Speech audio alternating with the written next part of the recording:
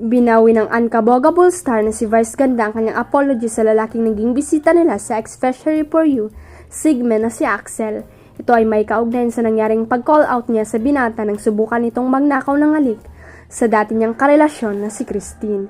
Hindi ito pinalagpas ni Vice at agad na sinuway si Axel at sinabihan hindi maganda ang ginawa nito at kinakailangan humingi ng consent sa dating karelasyon bago ito halikan.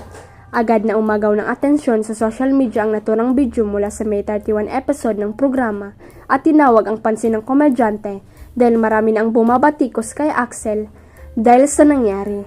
At naglabas rin ng payag sa TikTok si Christine at sinabing hindi naman daw siya na-open sa ginawa ng ex-jowa. Nagsorry si Vice sa kanyang ex or dating Twitter account matapos malaman na ang nangyari.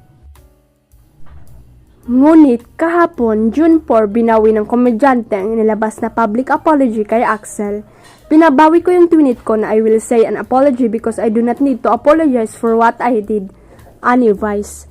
Pagpapatuloy niya, ito ang aking paniniwala at paniniwala din namin na hindi kinakailangan mag-apologize because what we did was right.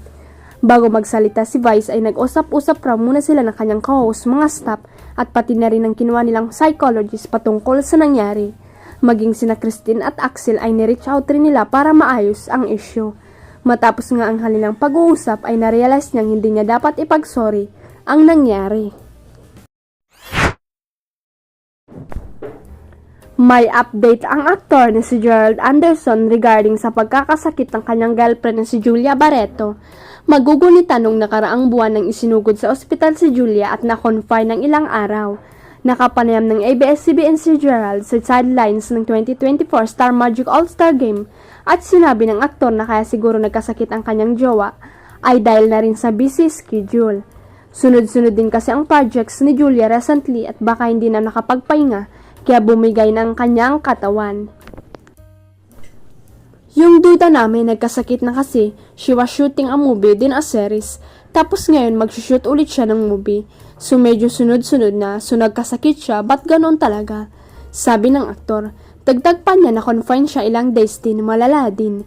Malala. Ani pa ng boyfriend ni Julia, but you know, she's a strong person.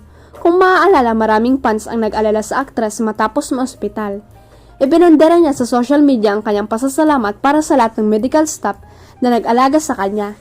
Ipinaalala rin ni Julia ang kahalagaan ng pag-iingat ng kalusugan.